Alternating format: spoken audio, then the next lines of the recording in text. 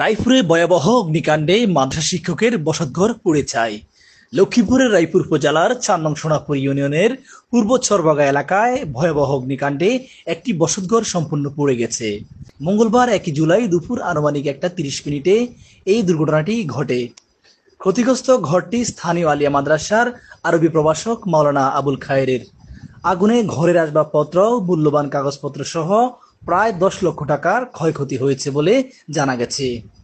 প্রত্যক্ষদর্শী ও স্থানীয়রা জানান, পাশের ঘরের একটি গ্যাস সিলিন্ডার বিস্ফোরণ থেকে আগুনের সূত্রপাত হয়।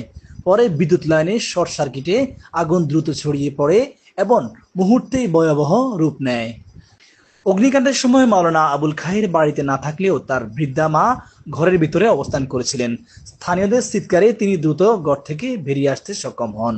খবর পেয়ে ফায়ার সার্ভিসের ২টি ইউনিট ঘটনাস্থলে পৌঁছে দীর্ঘ প্রচেষ্টায় আগুন নিয়ন্ত্রণে আনে। তবে তার আগেই পুরো বসতঘরটি পুড়ে ছাই হয়ে যায়।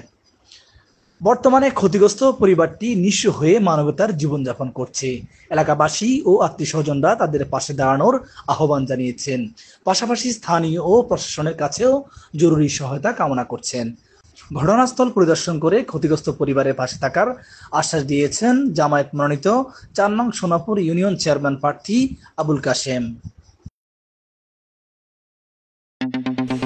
দেশ যুগান্তর।